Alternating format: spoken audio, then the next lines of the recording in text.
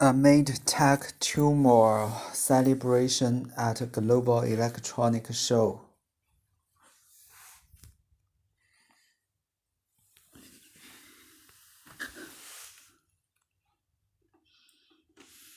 Turmoil.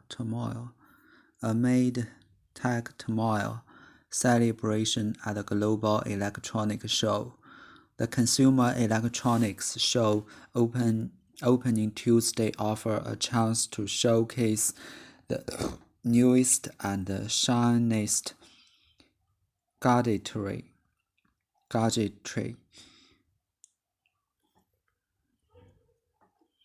Looking past the turmoil engulfing the global technology industry.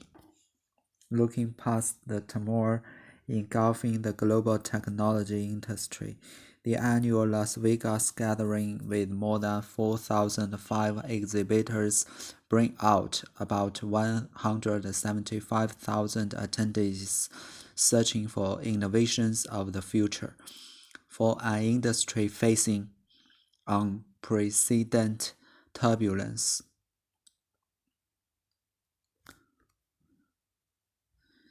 The hope is that what happens in Vegas does not stay in Vegas after it closes on Friday, but filters into the world where consumers can adopt new technologies for health, communication, transportation, and the home and lifestyles.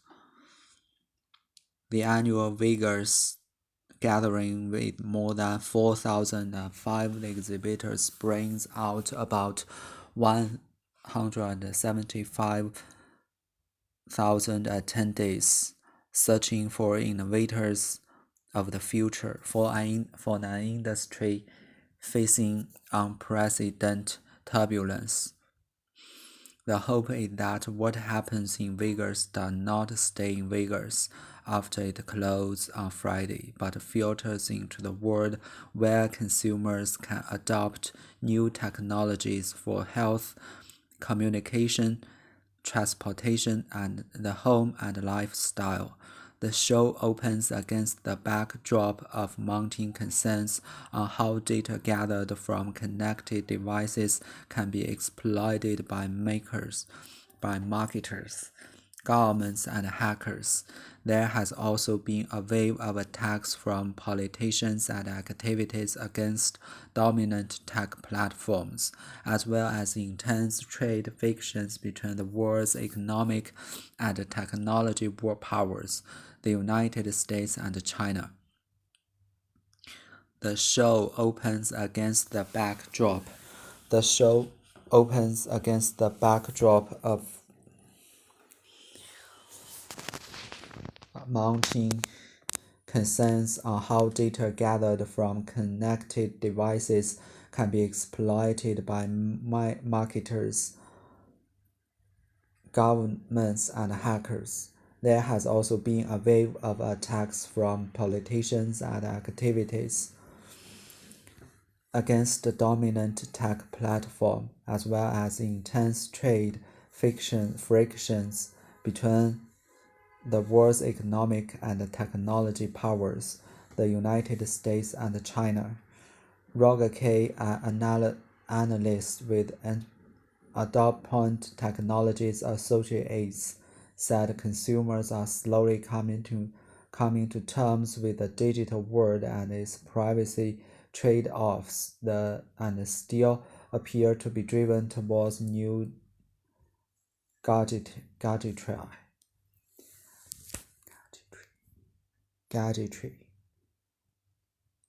Roger Kay, an analyst with Point Technologies Associates, said consumers are slowly coming to terms with the digital world and its privacy trade-offs and still appear to be driven towards new gadgets.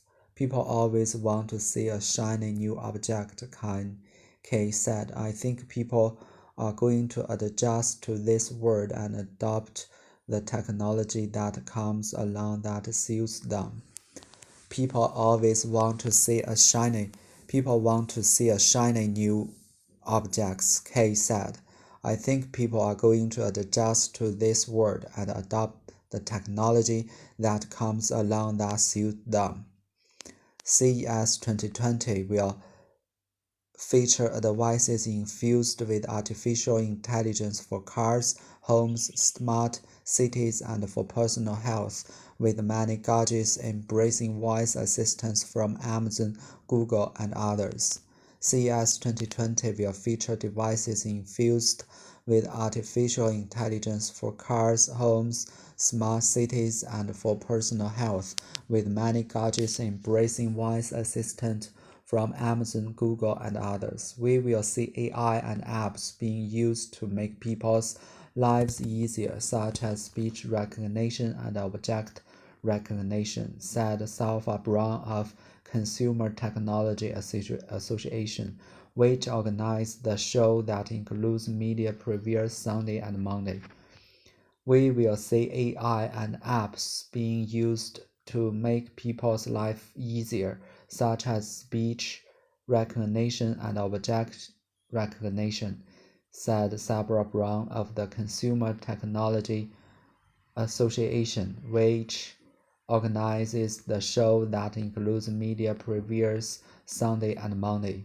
You will see that across the entire CES AI embedded in all these technologies.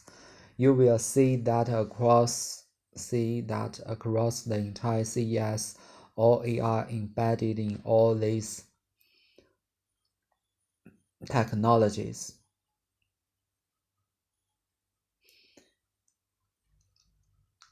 Trade and industry attendees will see wearable offering more precise health monitoring for both athletes and seniors, cars with better computer vision to avoid accidents, television designed as smart home hubs, and robots with features to help understand or express emotion.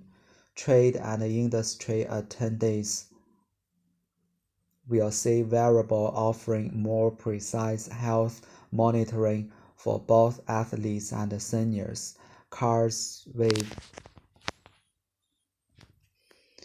better computer vision to avoid accidents, televisions designed as smart home hubs, and robots with features to help understand or express emotions. A series of panel discussion will also explore questions around consumer privacy, the importance of 5G wireless technology for travel and tourism, the promise of quantum computing, and how lifestyle will change in smart cities. A series of panel discussion will also explore questions around consumer privacy, the importance of 5G wireless technology for travel and tourism, the promise of quantum computing, and how lifestyle will change in smart cities. Emotional issues. Some of the new CES gadgets will collect and analyze data such as facial expressions and tone of voice, creating the opportunity for more personalized services, but with risks as well. Emotional issues. Some of the new CES gadgets will collect and analyze data such as facial expressions and tone of voice, creating the opportunity for more personalized services, but with risk as well. This could mean a robot might be a better person companion for the elderly, and the vehicle may adapt to sign of driver fatigue or impairment. According to a report by consulting firm Accenture, emotional data is reaching a tipping point of opportunity for firms which can decode human emotions for marketing, market research, and political polling purposes. According to a report by the consulting firm Accenture, emotional data is reaching a tipping point of opportunity for firms which can decode human emotions for marketing, market research, and political polling purposes. According to a report by the consulting firm Accenture, emotional data is reaching a tipping point of opportunity for firms which can decode human emotions for marketing, market research, and political polling purpose. Emotional data will challenge companies because reading people's emotions is a delicate business. An Accenture report said emotions are highly personal and users will have concern about privacy invasion, security breaches, emotional manipulation, and bias. Emotional data will challenge companies because reading people's emotions is a delicate business. An adventure report said emotions are highly personal and users will have concern about privacy invasion, security breaches, emotional manipulation, and bias. US-China role on display. Although CES is not about politics, it takes place while US-China television simmer over trade, tariffs, industrial espionage, espionage, and national security. US-China role on display.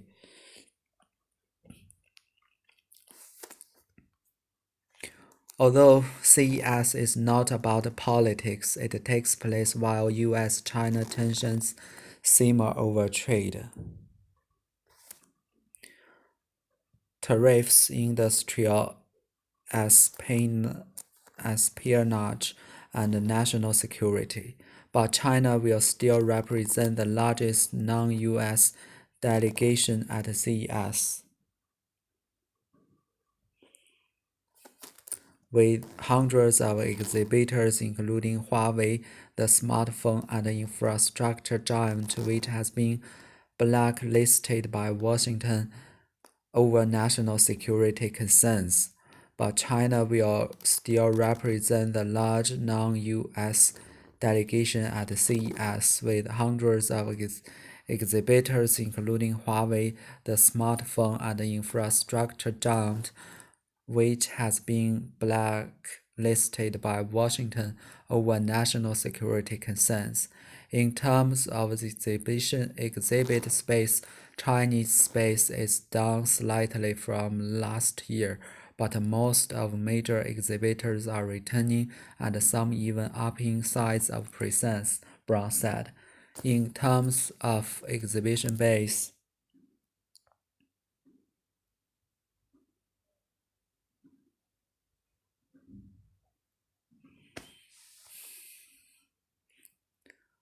In terms of the exhibit space, Chinese space is down slightly from last year, but most of the major exhibitors are returning and some even upping size of presence, Brown said.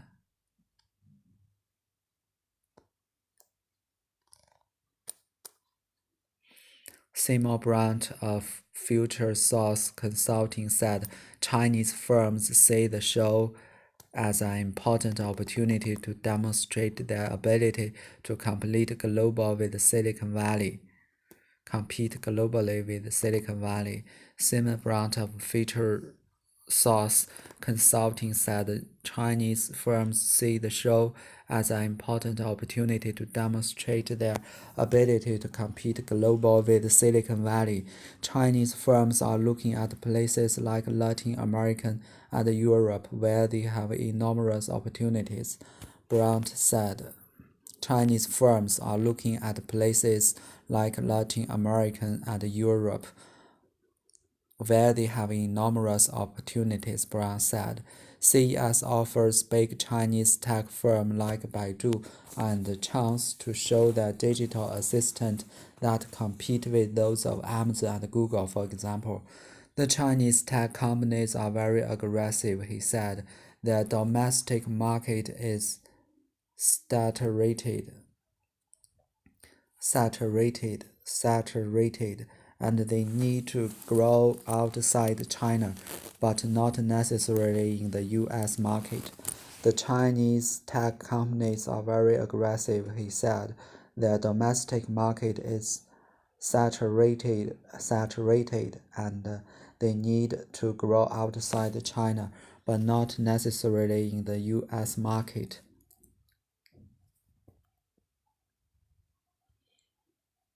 Inside Q&A, how YouTube decides where to ban.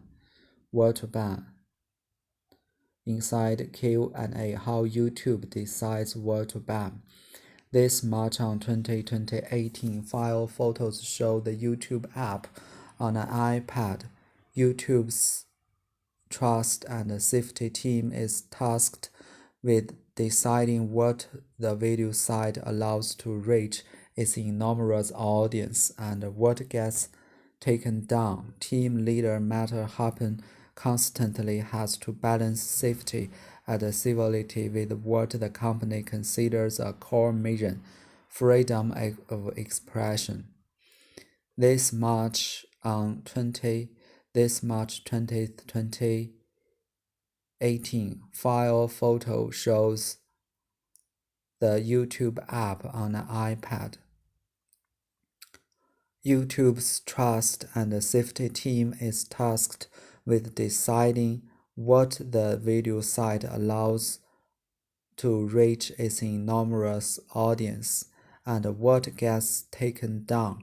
Team's leader Matt Harping constantly has to balance safety and civility with what the company considers a core mission, freedom and expression.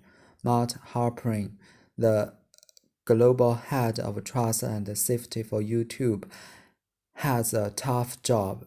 He oversees the team that decide what is allowed and what should be prohibited on YouTube. Matt Harpering, the global head of trust and safety for YouTube, has tough job. He oversees the teams that decide what is allowed and what should be prohibited on YouTube. The Google-owned site has come under fire recently for allowing videos that feature what many find offensive or violent, and for not doing enough to protect kids online. Harpering has to make difficult decisions to craft policies that keep the site as safe as YouTube wants to be, while balancing what the company considers one of its core tenets, people's free speech. The Google-owned site has come under fire recently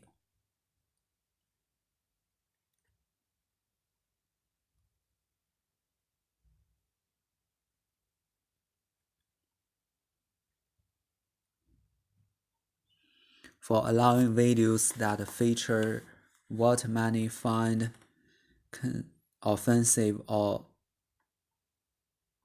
violent, and for not doing enough to protect kids online. Harping has to make difficult decisions to craft policies to keep the site as safe as YouTube wants it to be, while balancing what the company considers one of its core tenets, people's free speech. The Associated Press spoke recently with Harping about how his team works. Questions and answers have been edited for length and clarity. The Associated Press spoke recently with Harpering about how his team works. Questions and answers have been edited for length and clarity. How does your team operate? They are separated into policy development and policy incubation. Policy development starts with the highest level of principles. We are an open platform. We do have bias to allow freedom of expression on our platform and only remove content that we think is egregious and could cause real harm. We want to be a place where a variety of perspectives can be heard, and sometimes that even means things that people disagree with or are even offended by.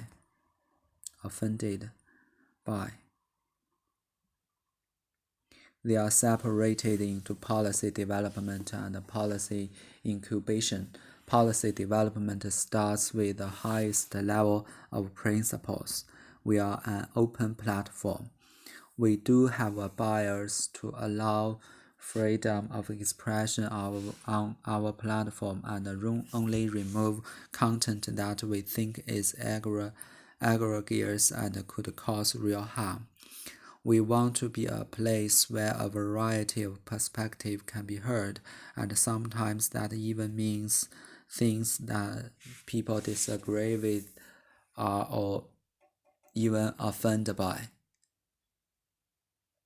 We kicked off a process a couple of years ago to essentially review all of our policies. We look at which policies seem to be most out of kilter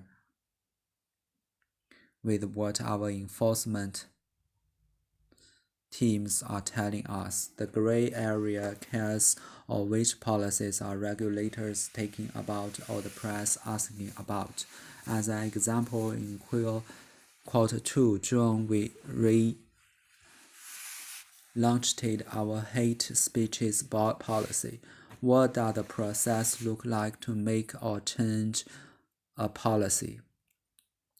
This undated photo provided by Google shows Martha Harpin, the global head of trust and safety for YouTube.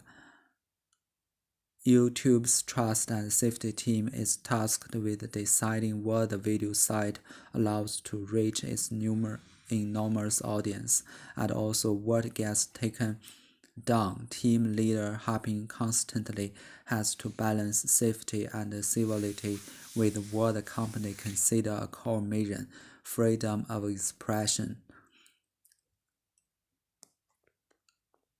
The team first does the research and puts together the framework and essentially a proposal. Once it gets through me, then we bring in our cross-functional partners and people on public policy and public relations. In product and legal, we often get sent back to the drawing board on a few issues. Then we go to an executive steer review in which is chaired by our chief product officer. Finally, the fourth and final step is the top executives. We have these meetings every single week. As we go through this process, these guys are watching a tons of video examples. How do you think about balancing free expression with safety? That is probably the toughest thing that we do. There is not a right answer. Not all of us agree. One person will think that, hey, we should have more civility. We shouldn't let something like this come up.